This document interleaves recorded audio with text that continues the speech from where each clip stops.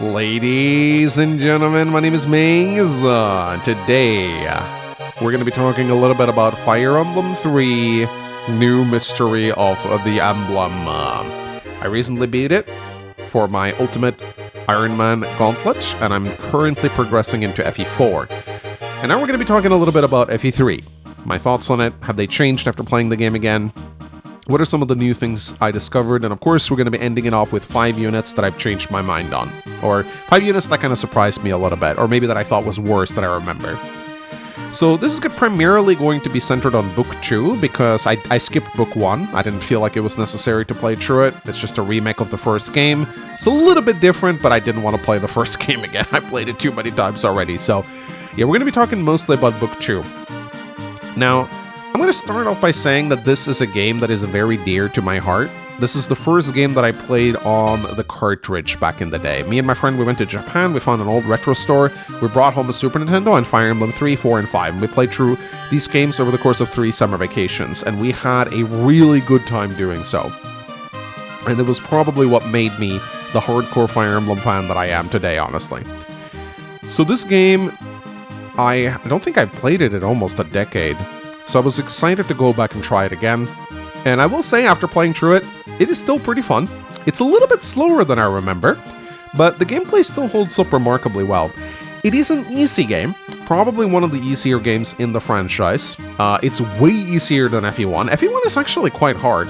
I think I titled my video, It's Harder Than I Remember. This game is about as easy as I remember, although there are certain parts of the gameplay where the difficulty spikes up a little bit, which I will get into later. Now, playing through the games in sequence like I am doing has given me a bit of a unique perspective because it allows me to see how Kaga is thinking and evolving his game. What I've noticed after playing FE3 is that you can really tell that Kaga is starting to experiment with relationships between units. In this game, he added supports, which are just passive buffs when characters are nearby. The game actually doesn't tell you about it, you have to figure it out yourself. And I don't think it's a coincidence that the next game in the series ended up being FE4, the game where he literally created children and shipping. And would actually lay the foundations for what modern Fire Emblem would become known for, I think.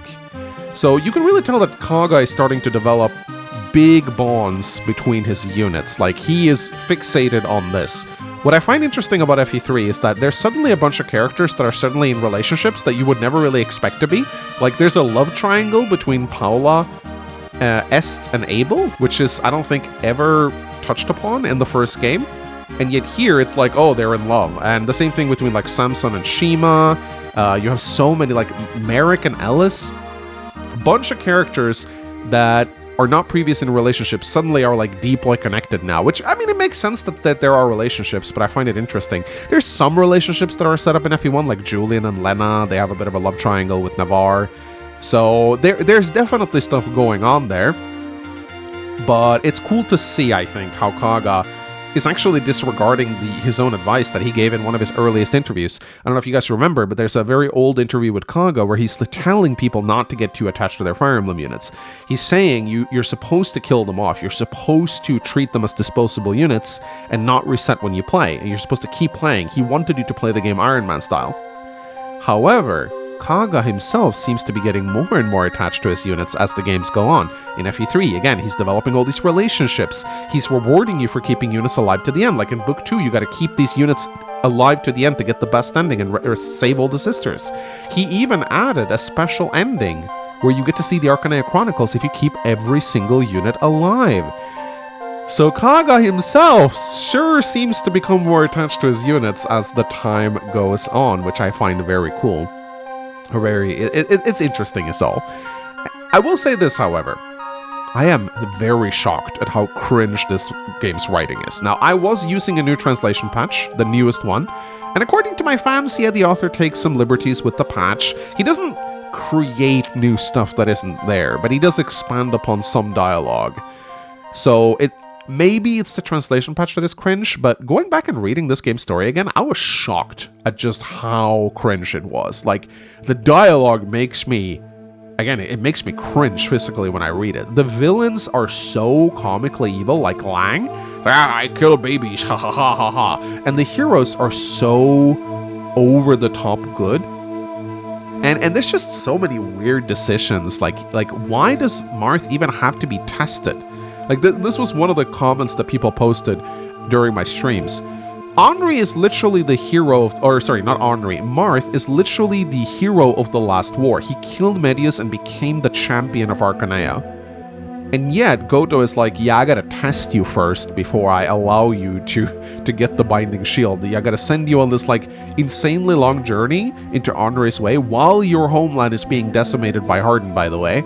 So you have to prove yourself before I can give you the Binding Shield. This, I think, would make a lot more sense if there wasn't a Book 1. If Book 2 was the only story of Marth, then I think it would make more sense for Goto to want to test him, because Goto has, like, lost faith in humans. But Goto already tells Marth at the end of the first book that he's kind of regained his faith in humanity after watching Marth fight, to the point where he even joins him against Matthis. So I find this absolutely asinine. If you really analyze the story of FE3, it falls apart really, really hard. And I love how Jagan is there, and his sole role in the story is to tell Marth that it's okay to kill his enemies. Marth always starts off whenever he, like, invades a country, he's like, oh, but Jagan, should we really be killing these guys? And Jagan's like, actually, they're, they touch children, and they're molesters, and they're really bad people. You can kill them as much as you want. Sorry, he doesn't actually say that, but it, like, feels like it sometimes. Jagan's role in the story is to kind of be the gray moral compass of Marth, telling him that he should not be ashamed of killing the units. Just once you notice this, go back and, like, read the story and tell me I'm wrong, because that is all Jagan does in the story. He's an exposition man, and he tells Marth that he doesn't have to feel bad about killing people. And it's very interesting. It's very interesting. Marth kind of feels like a Mary Sue in this universe, because, you know, when he meets Sane is like, oh, all the humans are so bad, but you, Marth, you alone have proven to us that humans are good. And it's like, actually, there's a lot of really, like, commendable characters in this universe that are also worthy of praise, except for Marth. But, you know, again, the story kind of sets him up to be the hero. A little bit cringingly much so, I'd say.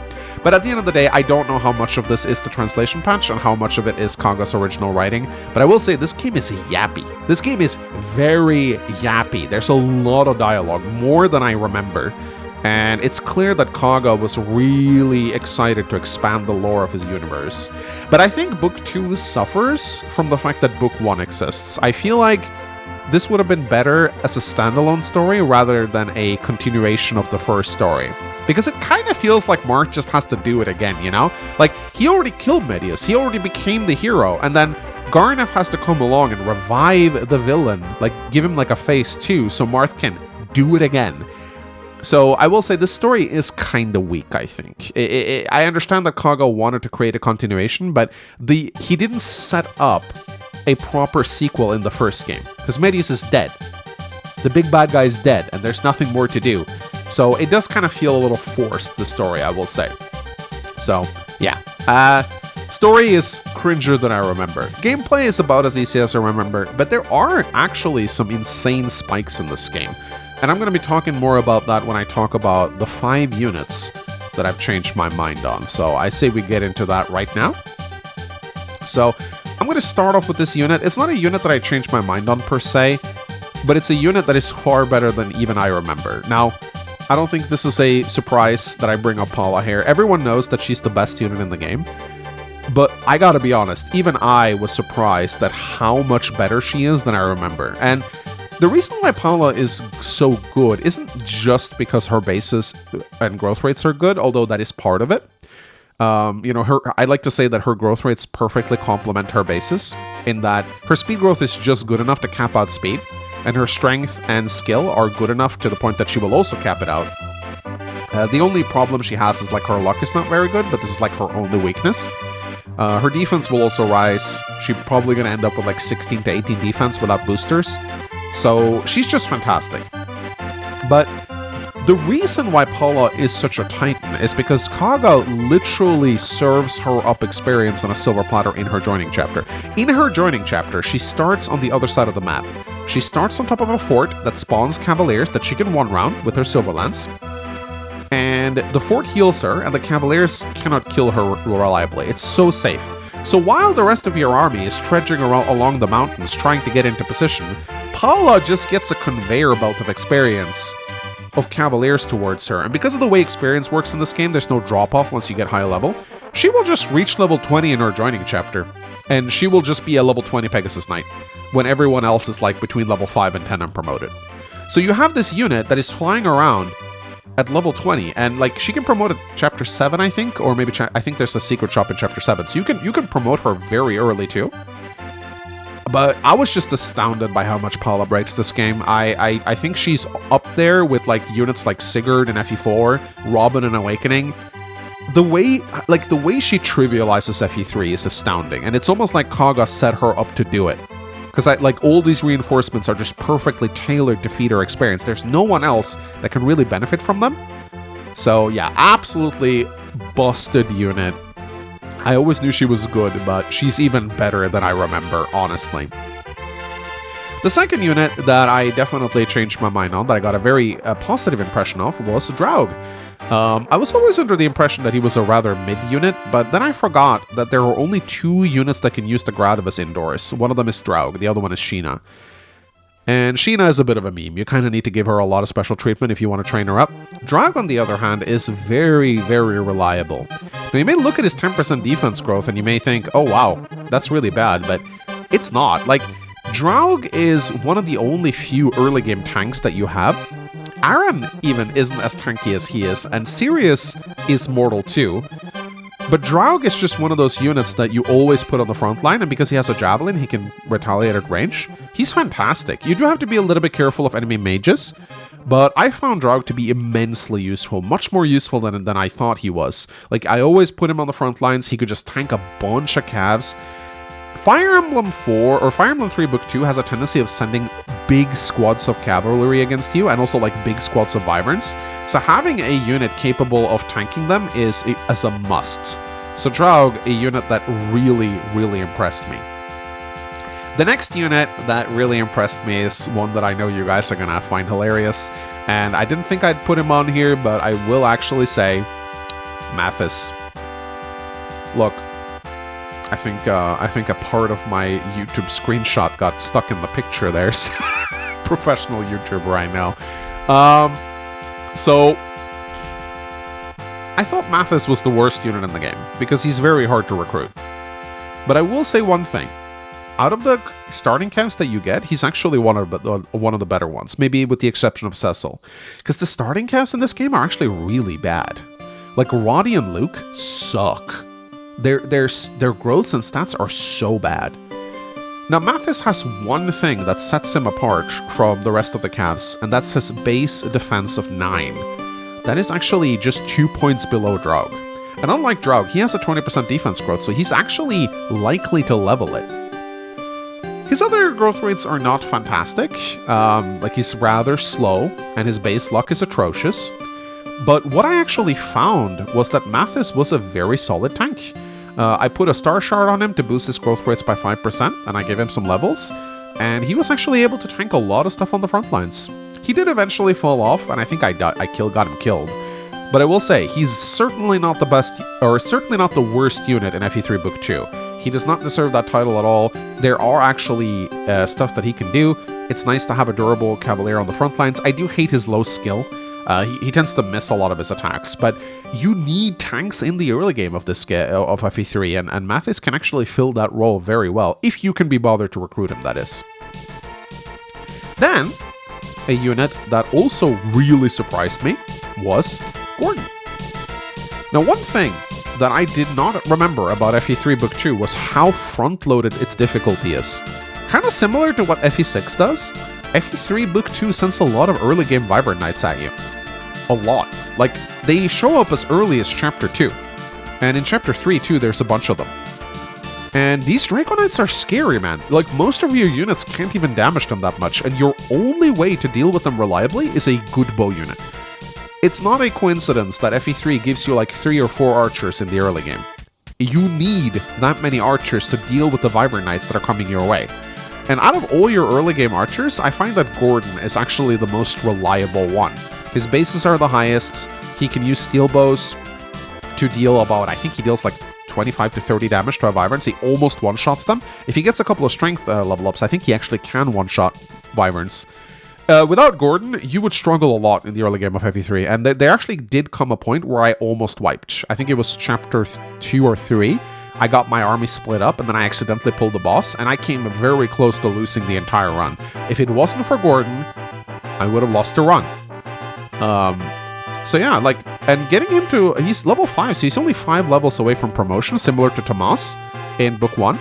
And there's not, like, Orion's Bolt is a promotion item that is not very sought after in this game. Like, unless you're training Caster, or, like, you don't even get Tomas in this game, so it's literally just Gordin and Caster that competes for the Orion's Bolts. So, once you get Gordin to level 10, you just promote him with the Orion's Bolt, and you turn him into a sniper. That is essentially just George. He usually becomes a little bit better than George, and one thing that I really appreciate about this game is how the Regalia gives double experience. So if you give him the Parthia, he will just skyrocket. So Gordin is actually a solid unit, much more solid than I remember. And here is the final unit that surprised me, a unit that I never thought I'd really be impressed by. Samson. Sigurd's predecessor. Look at this portrait and tell me he didn't become Sigurd in FE4.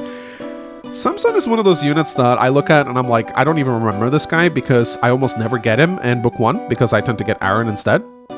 And then in Book 2 he shows up so late next to Sheena. But Samson is seriously impressive. He is pretty much the go-to of this game. If you look at his stats, you would think that maybe he's like a level 10 or 15 hero if you look at those stats, but he's actually level 5. Those are some bonker stats for a level 5 hero. He has almost capped his speed, he's almost capped his skill, and his strength of 12 is probably like the only thing I don't like about him, but he has a 30% growth, so he should be able to get up to 20 if you're lucky. He's insane, and like I could throw him like right into the middle of the fighting with my Star Sphere boosted units, and he kept up with them just fine. And he was able to just take down entire packs of units, and by the time he was level 20, he actually outpaced my hard carry sword unit. And he didn't even get any, like, he joins after you get the, or he joins, yeah, I think he joins just before you lose the Star Sphere. So you don't really have that much time to give him the Star Sphere, but he doesn't need it. He doesn't need it. So yeah, Samson, he's like, normally if you don't lose a bunch of units like I do, you probably won't even have slots for him on your roster, but I killed off like maybe 90% of the cast towards the end, so for me, he was actually a fantastic replacement unit, and a unit that really helped me in the late game. I'm not going to say I wouldn't have won without him, but it certainly would have been kind of scary if I didn't have him towards the end, I think. So a really solid unit overall. Alright, well, ladies and gentlemen, that is my short recap of FE3. Overall, I'd say this game still holds up pretty well. I would maybe advise trying a different translation patch. The ROM I'm going to upload has my translation patch. You guys can check it out if you want. And of course, I haven't played FE3 Book 1 in a while, so I don't really remember if that's any different. I didn't talk about dismounting. That's like the one new mechanic in this game that really sets it apart from the others. I don't like dismounting a lot. I think it's actually just an annoying way to nerf horse units. But it was clear. And also, like, I also didn't mention the fact that there's no playable axe users in this game. I don't know why Kaga hates axe users so much, but he just decided to shaft them, which is a very interesting decision. Kaga did a lot of weird shit in this game, man. Like, I don't really know what he was smoking when he made FE3, but it's certainly a very experimental game. Anyway, guys, thank you so much for watching my TED Talk. Hope to be back once I beat FE4. Maybe I'll do 2 videos, one on Gen 1, one on Gen 2, because that might be warranted. But anyway, guys, love you. See you later. Bye-bye.